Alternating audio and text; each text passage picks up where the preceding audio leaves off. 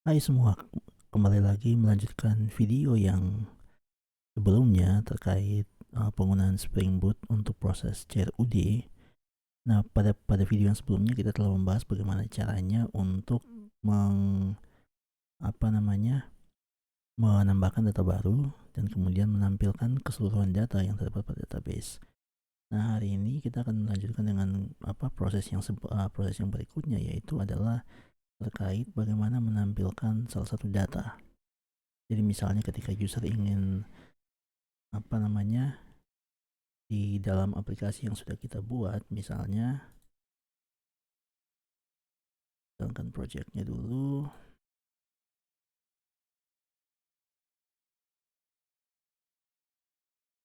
Oke, sekarang kita buka host 8080. Nah, yang sekarang bagaimana jika ketika user ingin melihat detail informasi dari salah satu file saja. Nah, caranya seperti apa? Nah, itu yang akan kita bahas hari ini. Termasuk bagaimana cara untuk mengedit. Nah, prinsipnya pada dasarnya sama, yaitu biasanya ketika itu yang mengedit, tentu saja kita perlu mengambil datanya terlebih dahulu dan kemudian dari data itu kita ubah nilainya. Oke, kita langsung saja kita ke Visual Studio Code. Untuk proses ini ada beberapa tahapan yang perlu dilakukan. Yang pertama adalah kita perlu menambahkan link pada tiap baris di sini untuk yang mengarahkan ke dalam link view. Nah, di dalam hal ini pada folder project yang kalian sudah miliki belum terdapat file view.html. Nah, untuk memudahkan proses ini, kita tidak akan mengambil membuat form baru. Kita cukup menggunakan yang sudah form yang terdapat pada tambah.html. Jadi ini kita copy saja. Kita copy, kemudian paste. Nah, kemudian filenya itu kita rename menjadi view.html.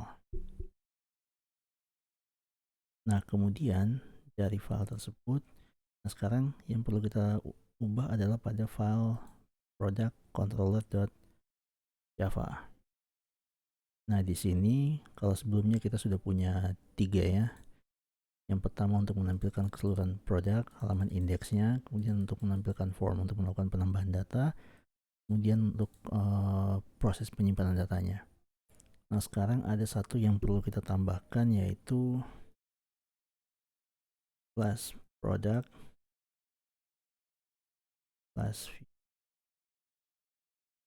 class ID. Ini juga metodenya adalah get, karena kita pada dasarnya tidak melakukan penyimpanan. Kita cuma mengambil data yang terdapat pada database, mengambil salah satu produk atau menampilkan.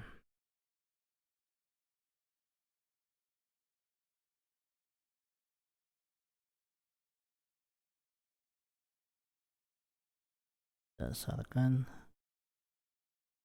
tertentu.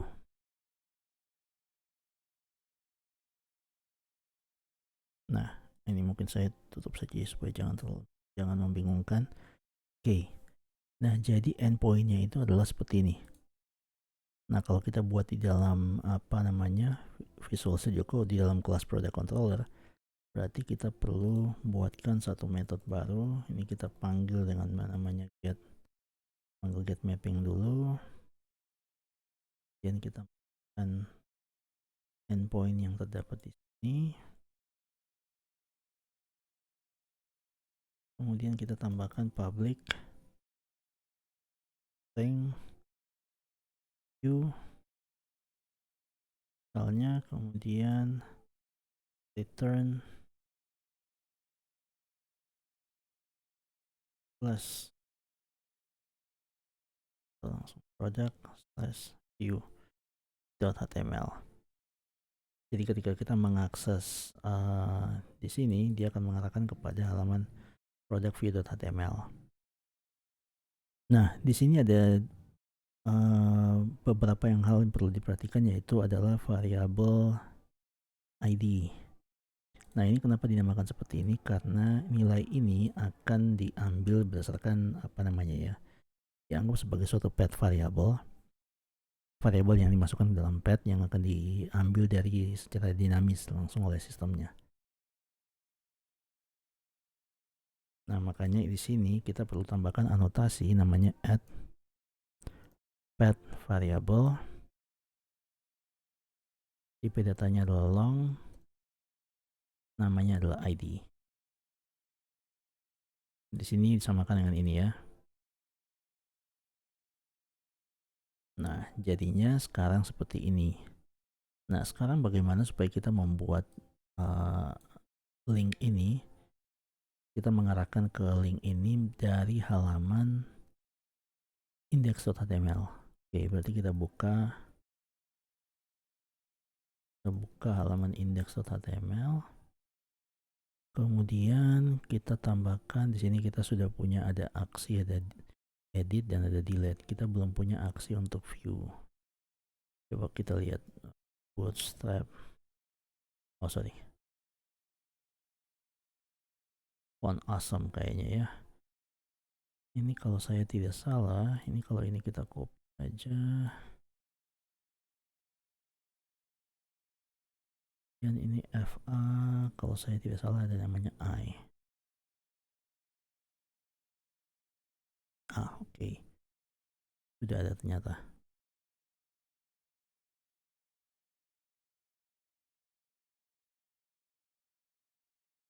Sedikit. Oke. Yap. Kelihatannya sudah bagus. Nah, sekarang dari div ini kita berikan link. Jadi di sini di sebelum div-nya ini kita tambahkan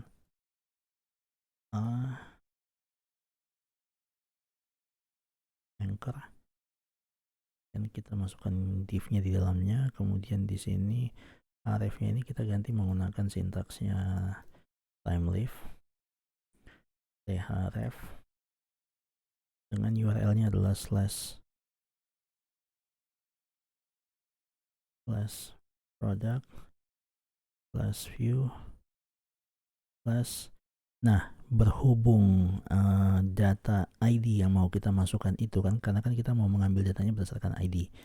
Nah, data ID-nya itu kita mau masukkan, yang mau kita masukkan itu harus mengambil dari variabel yang dinamis, yaitu dari product di sini.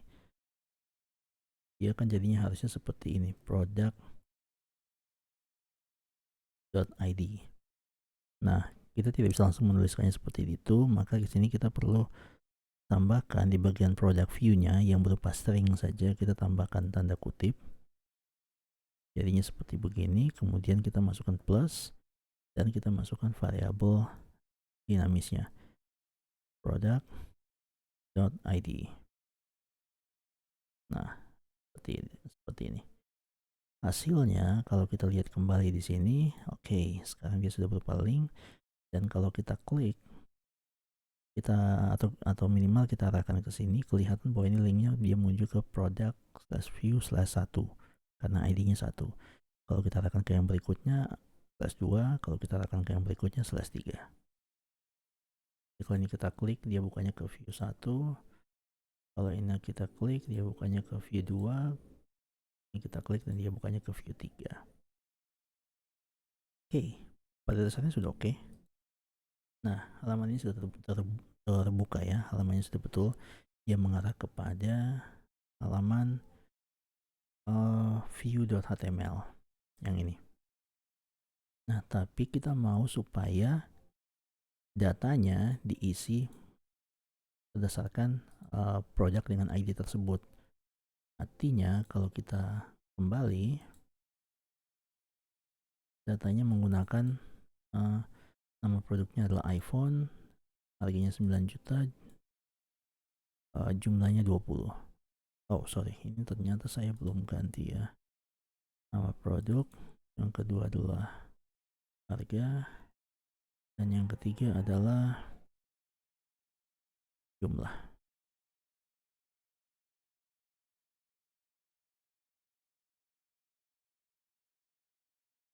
Oke, ya sudah benar ya. Nah sekarang kita mau supaya datanya ditampilkan. Nah caranya seperti apa? Kita perlu menarik datanya berdasarkan ID yang dimasukkan ketika link ini diklik. Dalam hal ini ID-nya adalah 1. Nah, berarti kita kembali ke controller. Pengaturannya selalu di controller. Nah, kita sudah memetakan kalau variabel ID di sini akan dimasukkan di dalam sini. Nah, sekarang tinggal kita ambil. Cara mengambilnya adalah product sama dengan this dot product service dot ambil by ID. Ini supaya lebih jelas saja kalau dia mengambilnya berdasarkan ID, dan dia memasukkan atribut ID. Nah, seperti biasa, metode ini tidak ada di dalam kelas product service, makanya perlu dibuat terlebih dahulu. Nah, kita langsung create method saja, kemudian kita ke product service, bagian ambil.id. Nah, di sini kita tarik lagi product sama dengan this product repository. Kita menggunakan repository find by ID.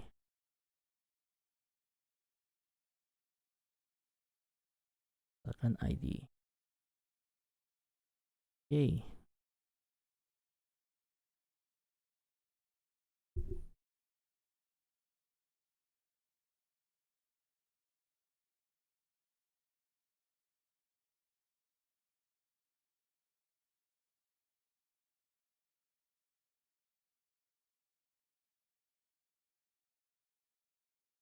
Jika tidak, 0. Nah, ini sebenarnya makna sintaksnya adalah kalau dia mendapatkan data produknya, maka produknya dikembalikan. Jika tidak, maka dikembalikan 0. Nah, seperti itu. Kemudian kita ganti ini return product. Oke. Nah, pada dasarnya ini sudah selesai. Jadi dari product control dia mengambil ID by ID. Kemudian ini, ada satu hal yang kita belum masukkan, yaitu kita perlu mengembalikan data produk ini ke dalam halaman web. Nah, untuk itu diperlukan yang namanya model.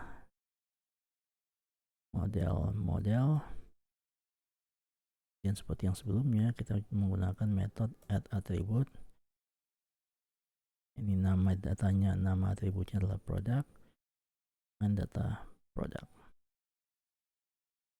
Oke.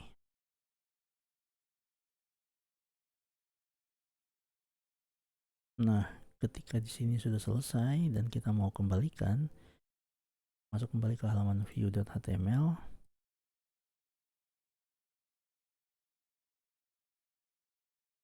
Nah, di dalam view.html, berhubung ini fungsinya bukan untuk menyimpan, melainkan hanya untuk menampilkan, maka bagian yang form ini bisa dihapus, perlu gunakan lagi.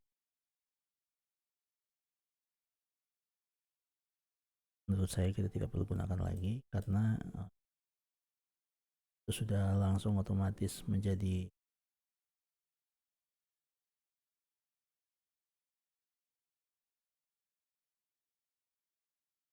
setelah itu. Karena tadi data dikembali, kita akan mengirimkan datanya ke ke dalam file HTML-nya menggunakan variabel dengan nama product. Maka di sini ketika kita ingin memasukkan ini placeholdernya sebenarnya kita tidak perlu lagi, tapi kita cukup tambahkan th value. Jadi th value ini seolah-olah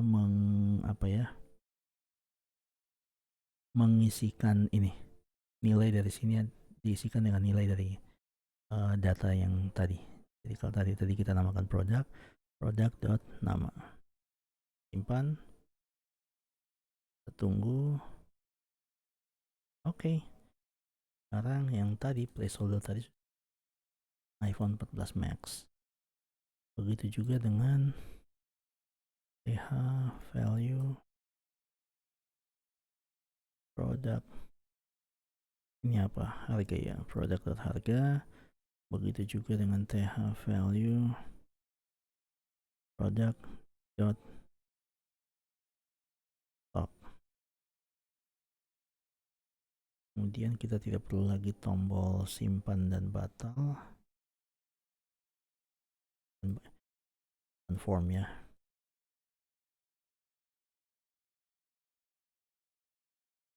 Kita tunggu.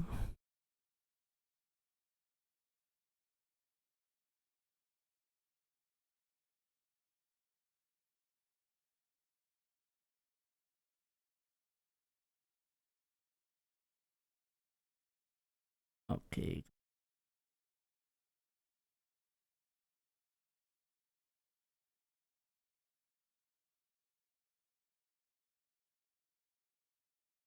Bentar.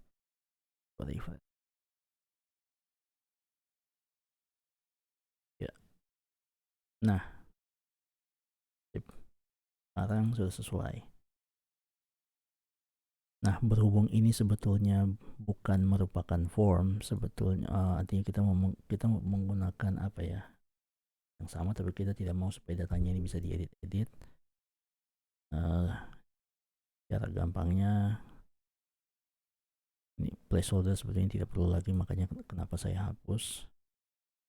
Cara gampangnya adalah langsung saja masukkan disabled.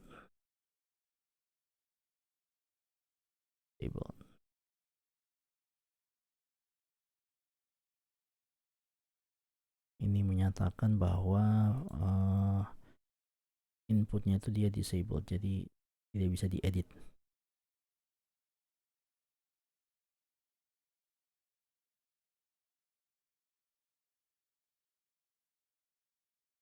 Nah, seperti ini. Nah, beginilah caranya untuk menampilkan apa namanya suatu data tertentu berdasarkan ID. Nah, tentu saja ada cara-cara lain, misalnya untuk kalau kita mau mengambil data berdasarkan kolom tertentu itu juga bisa. Nah, tapi untuk memudahkan, karena kita sudah menetapkan dari awal primary key-nya adalah ID, maka kita cukup memanggilnya berdasarkan ID saja.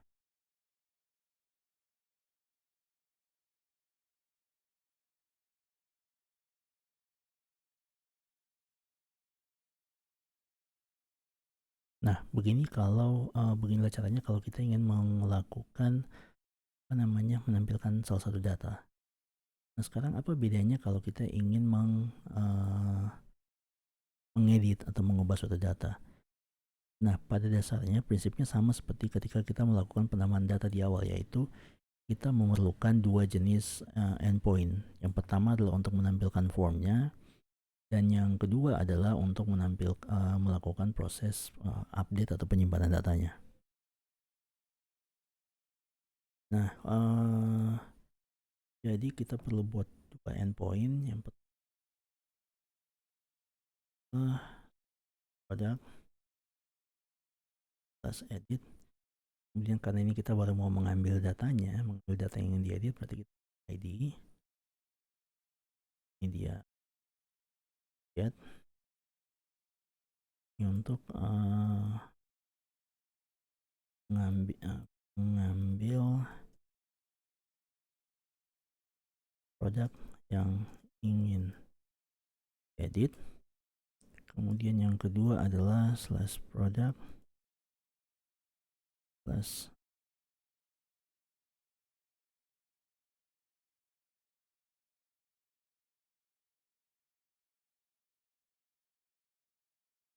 edit, juga tetap menggunakan ID, tapi di sini metodenya adalah post. Ini untuk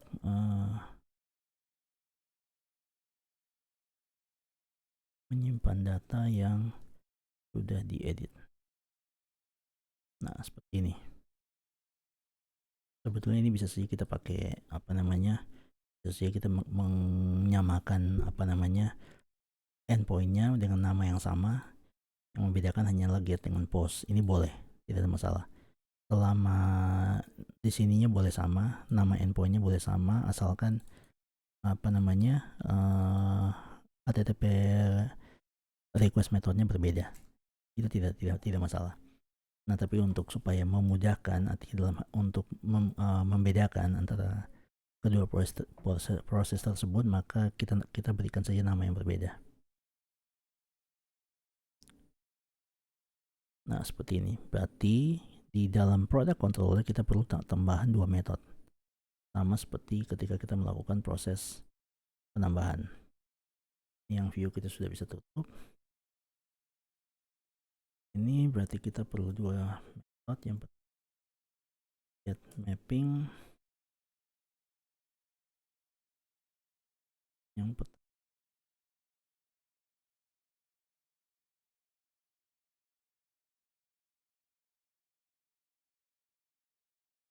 public thing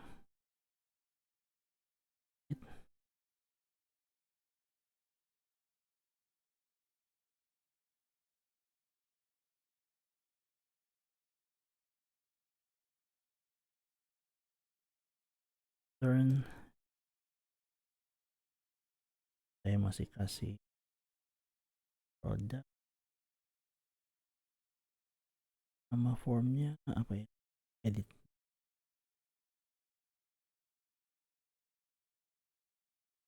Oke. Nah, di sini yang perlu kita tambahkan, karena di sini ada variable ID, berarti di sini kita perlu tambahkan add variable long ID. Nah, kemudian berhubung nantinya ketika ketika kita membuka form edit, kita mau nggak datanya sudah terisi, datanya otomatis terisi seperti yang tadi sudah kita buat di dalam view. Artinya kita mau ketika edit data di sini terisi dan tinggal kita ubah. Nah, berarti kita perlu mengirimkan datanya ke dalam ini. Maka prinsipnya kita perlu menambahkan, kita juga perlu memerlukan model. Karena data yang kita cari berdasarkan ID ini akan kita kembalikan ke halaman webnya menggunakan model tersebut.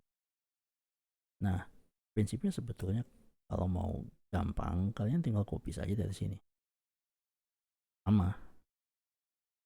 Karena kan memang ini yang mau kita kirimkan kan. Ambil saja ini. Oke. Jadi ketika produknya diambil, dia berdasarkan ID, kemudian dia mengisi produk-produk. Dan dia masuk kepada form edit.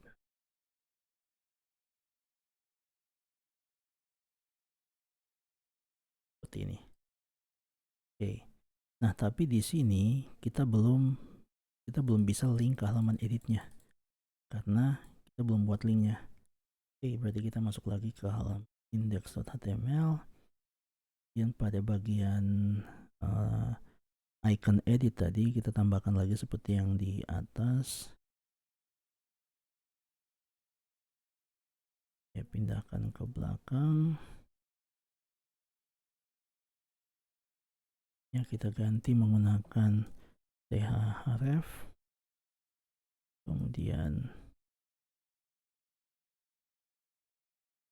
produk plus edit plus dollar buka kurung awal product.id.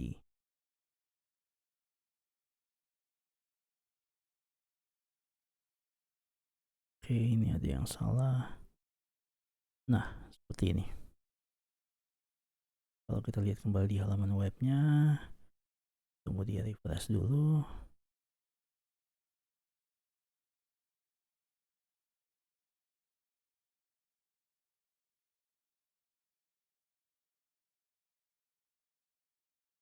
Oke, sudah terlihat link editnya sudah ada. Jadi kalau kita buka di link edit, dia masuk ke halaman edit.html. Nah, sekarang kita mau supaya isi dari ininya sesuai dengan apa namanya, sesuai dengan data yang tadi kita pilih. Dalam hal ini karena datanya tadi adalah MacBook Pro, maka di sini namanya harusnya MacBook Pro. Oke, berarti kita kembali lagi ke Visual Studio Code. Ini kita sudah selesai di halaman index.html. Sekarang kita masuk di halaman edit.html. Nah, tadi data kita kirimkan menggunakan controller. Tadi kita kirimkan menggunakan nama produk. Oke. Berarti pada edit.html kita perlu masukkan, nah, th value-nya adalah produk dot nama. Let's see, lihat hasilnya gimana. Oke, berhasil ya. Ya, berarti sekarang tinggal kita lengkapi untuk yang lain. Th value, yang bagian brand ini tadi tidak ada ya.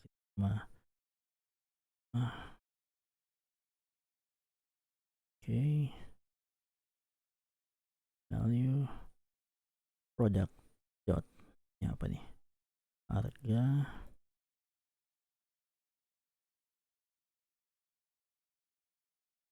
product dot stock. Oke, kan ya sudah sesuai ya, harganya sekian, jumlah barangnya sekian.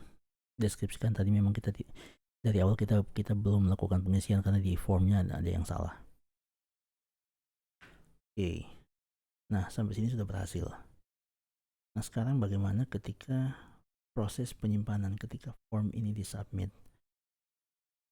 Nah, di sini kalau kita kembali, form ini disubmit, dia akan mengakses URL ini. Nah, berarti URL ini kita copy, kemudian kita masukkan pada bagian formnya, kita di bagian th action. Jadi sama seperti proses penambahan yang lalu. Jadi kita tetap pakai ada dua, ada yang namanya th action dan ada yang namanya th object. Nah, di bagian th action ini kita tambahkan URL yang tadi. Nah, seperti ini.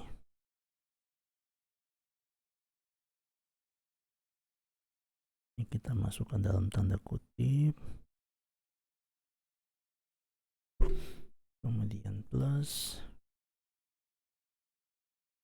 $product.id.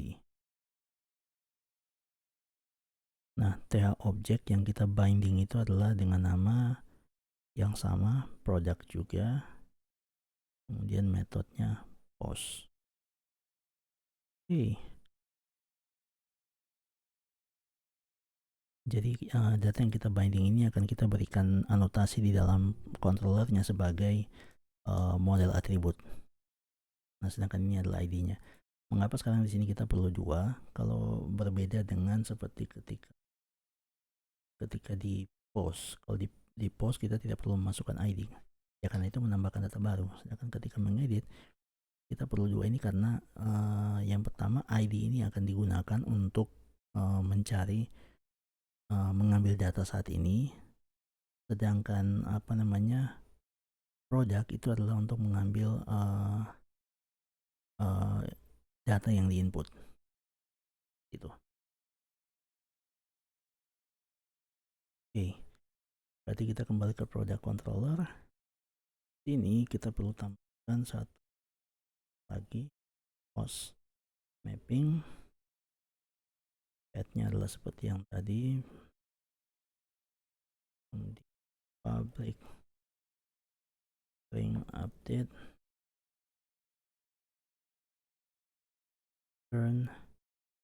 Nah, di sini karena ketika kita selesai mengubah data, kita mau dia kembali ke halaman index.html, berarti kita gunakan cara yang sama seperti ketika proses penambahan, yaitu yang ini yang kita pakai, ya, return redirect ke product. Nah, sekarang karena di sini ada ID, berarti kita perlu tambahkan add variable long ID, dan kemudian kita perlu tambahkan add model attribute product.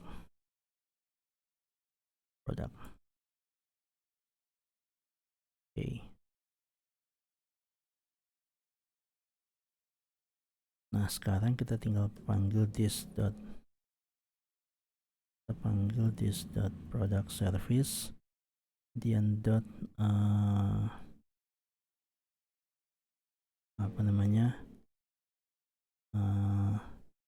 ubah, kita masukkan ID dan product. Ini jangan pakai product saja, supaya dia sifatnya singular, jangan dia jadi seolah-olah banyak. Nah, seperti biasa, karena metode ubah ini tidak ada di dalam kelas product service, makanya kita buat dulu create method, kemudian kita menuju ke sana. Oke, sekarang kita sudah berada pada kelas product service. Nah, di sini yang perlu kita lakukan adalah product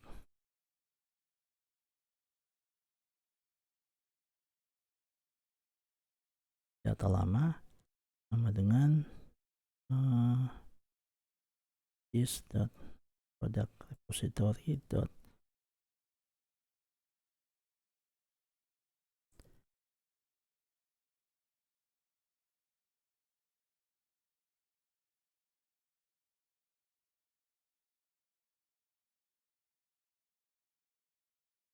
pakai find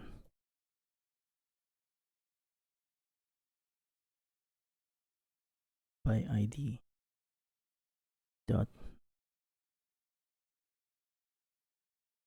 get,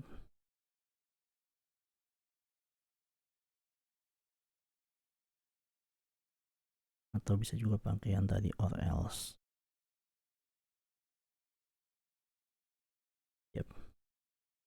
Seperti ini. Jadi di sini kita mengambil data lamanya itu menggunakan berdasarkan ID.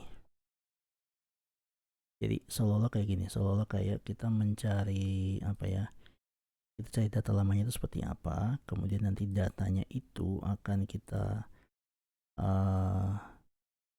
replace menggunakan data yang diperoleh dari formnya.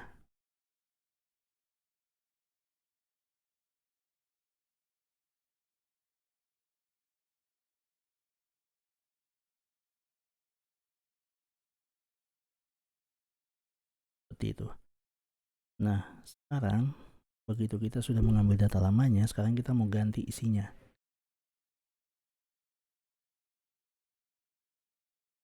So, ini saya ganti saja biar lebih jelas produk lama. Produk lama sebenarnya produk dengan data lama. Nah, sekarang kita ganti produk lama dot set nama. Nah, di sini kita menggunakan setup tadi. Nah, set namanya kita menggunakan data dari si yang baru, yaitu produk ini. Nah, jadi dari sini produk dot get nama.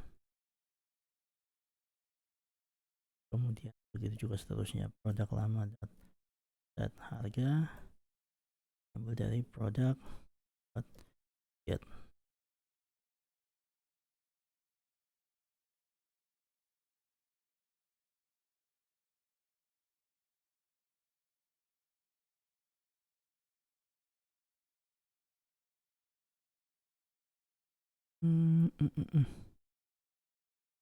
Ini kenapa ya? Apakah ada yang salah? Oh ya, sekarang produk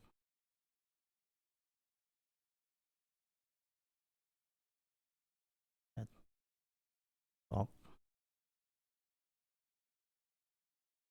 di set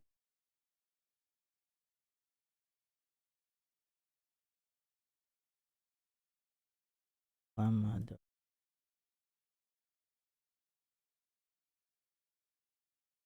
dot.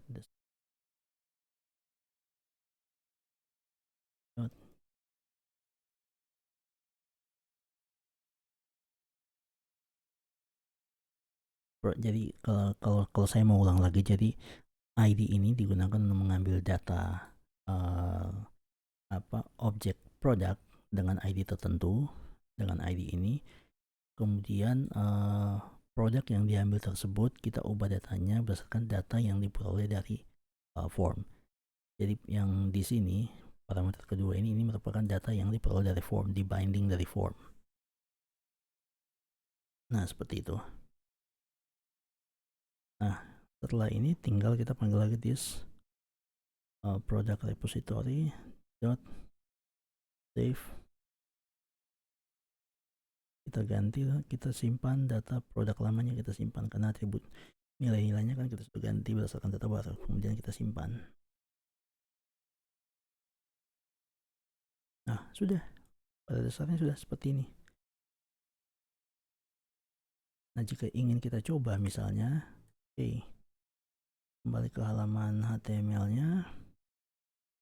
Nah, kalau ingin kita coba, ini kan tadi jumlahnya sekarang 5. Jika kita ubah menjadi 52 misalnya, nah, MacBook Pro 29 juta 2. Nah, ini sudah berubah. Jika kita ubah lagi menjadi 152, kita simpan. Nah, yang datanya sudah berubah lagi jadi 152. Nah, itu maksud saya. Jadi begitu caranya kalau kita ingin melakukan proses edit data.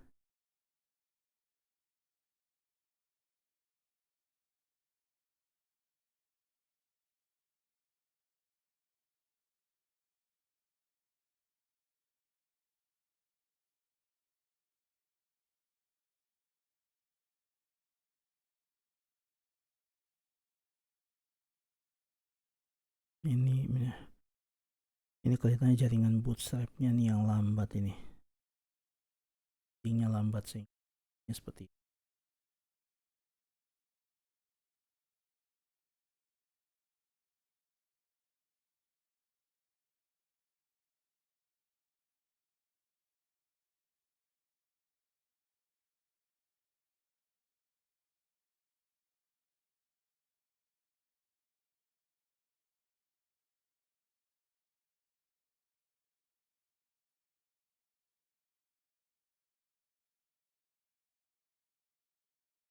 Nah, jadi begitu caranya kalau kita ingin melakukan proses edit data.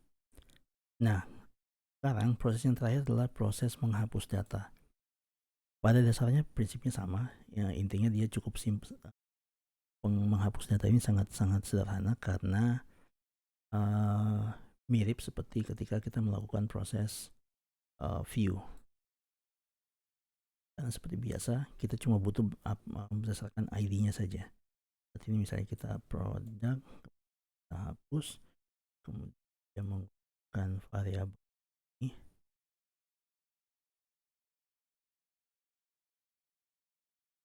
Nah, data. Nah, dia cukup begini dan tidak perlu banyak ini karena dia sistemnya menggunakan sistem get. Jadi kalau kita bikin di dalam controller, kalau kita masuk dalam controller, kita cuma butuh satu metode. Kita menggunakan get mapping, kemudian path-nya itu adalah test product hub kemudian kita buatkan metodenya public string hapus. Karena di atas kita menggunakan ID, berarti otomatis di sini harus ada namanya path variable, IP datanya long, namanya ID. Oke. Nah, kemudian di sini kita returnnya sama seperti yang ini dari direct. Kenapa? Karena kita ingin mengambil data baru dari database. Plus product plus. Oke. Nah, di sini kita panggil this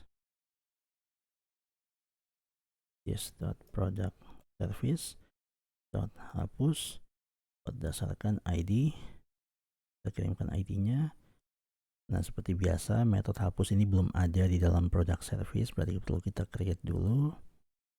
Nah, kemudian begitu metodenya sudah ada, kita tinggal tambahkan this product repository ada metode pada repository yang namanya delete by ID.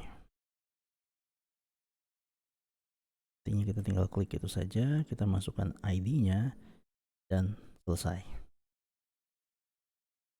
Sangat simpel.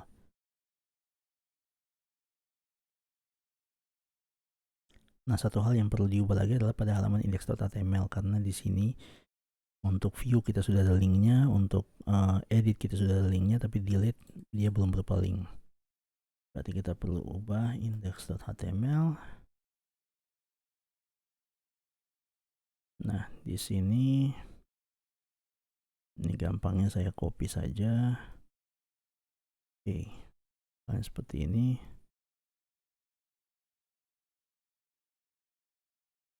Di sini dia bukan lagi edit, tapi dia hapus.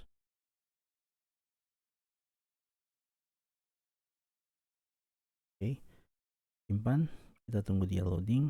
Nah, jadinya seperti kalau kita misalnya tambahkan produk data dummy, misalnya apa ya, isu paseo baby, harganya 12 misalnya, jumlah barangnya ada 100. Simpan, save. Nah, sekarang begitu kita delete, kita mau delete, wah, kenapa error ini? Apa yang error?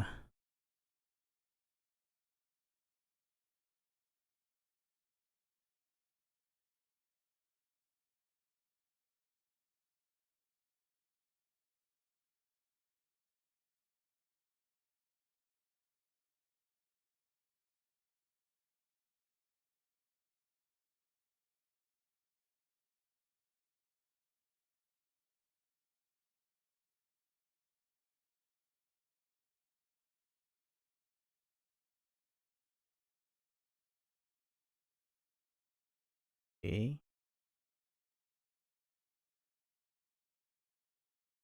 ini sudah.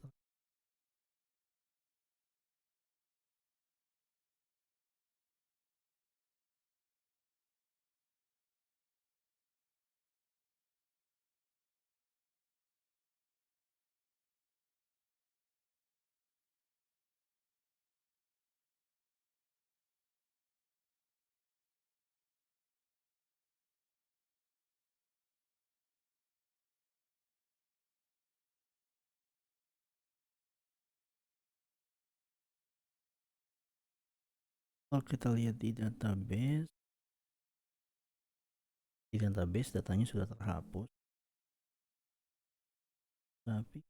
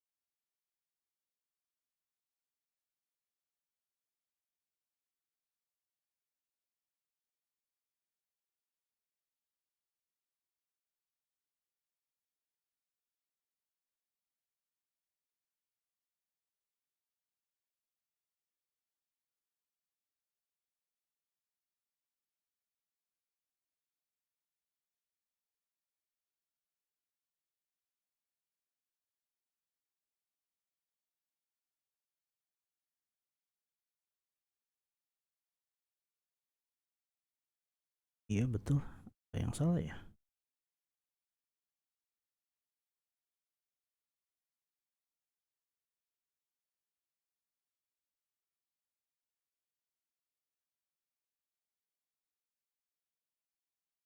Hmm,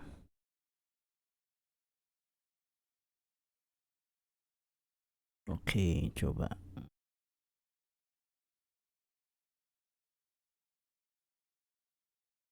Coba kita cek, kita cek.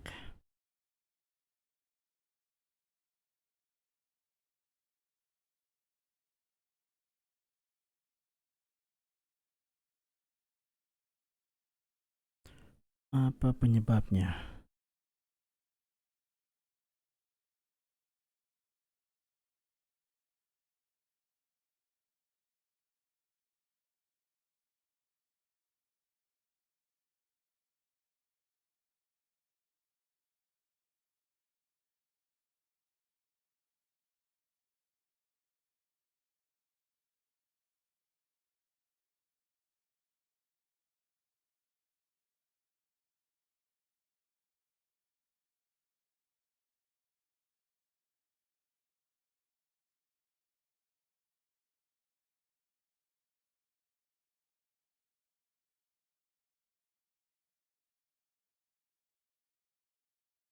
Hmm,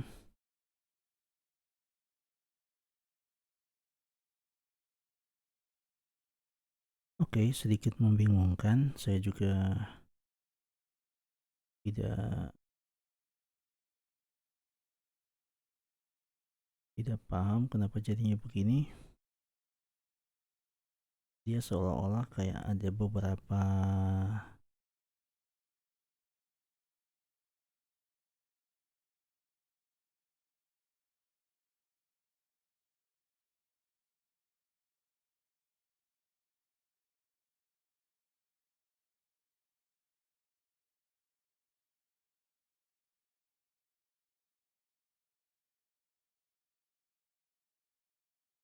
Lazy settings, one to many.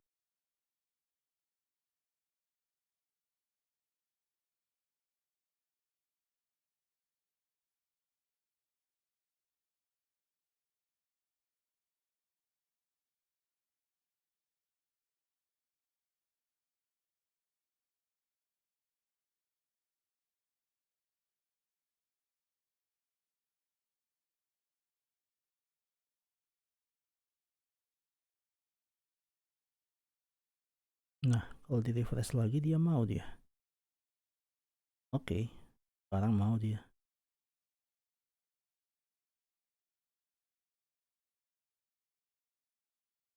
Aneh.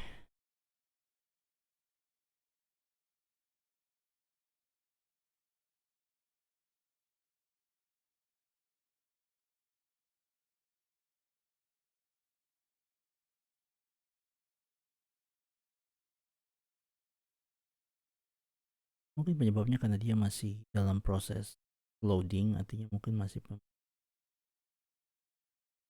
uh, nah, kelihatannya itu. Nah,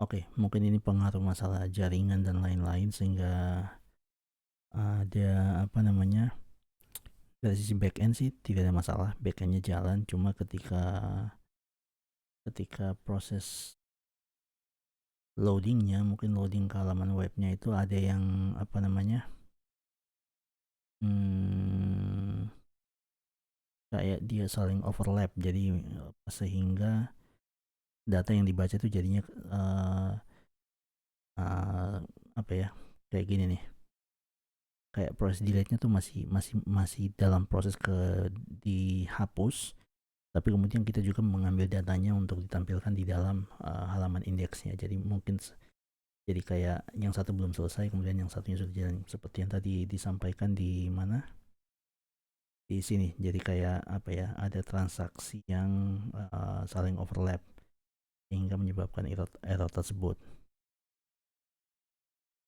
Nah, ini memang ada solusinya, tapi saya pikir kita tidak usah praktekkan di sini. Nanti apa namanya, Karena itu sudah jauh lebih apa ya, ketika kita berurusan dengan banyak kelas, buat nanti kita akan lebih relasinya itu lebih kelihatan di sana. Nah, intinya adalah apa yang sudah kita buat sejauh ini di dalam kelas product controller dan product service ini adalah proses-proses CRUD-nya. Jadi bagaimana ketika kita mengambil baca keseluruhan data, bagaimana menambahkan data baru, bagaimana menampilkan form untuk menambahkan data, bagaimana menampilkan form untuk melakukan perubahan data, ambil salah satu data saja, dan push data dan sebagainya. Nah, ini adalah proses-proses CRUD yang dalam. Nah, pada dasarnya kalau kalian nanti belajar menggunakan MVC pada berbagai framework yang lain, misalnya Laravel, Igniter, prinsipnya sama. Jadi ketika kalau kalian berurusan dengan web, ya, dalam proses ada 7 ya kalau saya tidak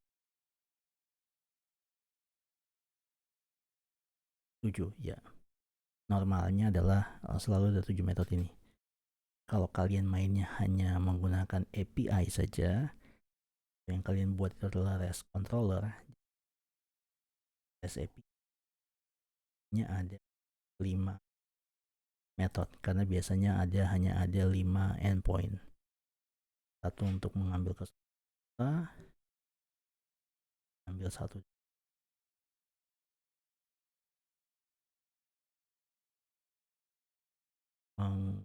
menambahkan data, punya untuk mengedit data, dan yang satu hapus data. Biasanya kalau di menggunakan REST API, tapi kita tidak akan bahas API di sini, itu nanti akan dibahas pada kelas berikutnya, yaitu di pemrograman berbasis komponen. Kalau di dalam web, kalau kita mainnya dalam web, normalnya itu seperti ini. Tentu saja ini beda lagi kalau kalian mainnya kalian membedakan antara layanan untuk back end dengan layanan untuk front end. Nah, itu mungkin back endnya itu menggunakan API, sedangkan front endnya tuh bisa menggunakan framework yang lain. Tapi kalau dalam yang seperti yang sekarang kita praktikkan sekarang, artinya back end dengan front end menggunakan satu framework atau satu layer yang sama, nah itu berarti prinsipnya seperti itu. Oke, saya pikir itu saja yang ingin saya sampaikan. Silakan dipelajari videonya, silakan diulang, silakan dibuat bukan hanya pada kelas produk tapi juga kelas yang lain sebagai latihan atau uji coba. Jadi sebagai recap, kalian perlu membuat untuk setiap kelas, pada dasarnya kalian perlu membuat beberapa file, yaitu ada misalnya produk, berarti kita punya kelas produknya itu sendiri, product controller, kita punya product repository dan produk. Kalau kalian membuatnya untuk kelas user, berarti ada kelas user, kemudian ada kelas user controller, ada kelas user service, dan ada kelas ada file user repository. Nah, best practice-nya adalah untuk masing-masing model tersebut kita kelompokkan dalam satu folder. Mengapa? Ini untuk memudahkan kalian dalam pengolahan file.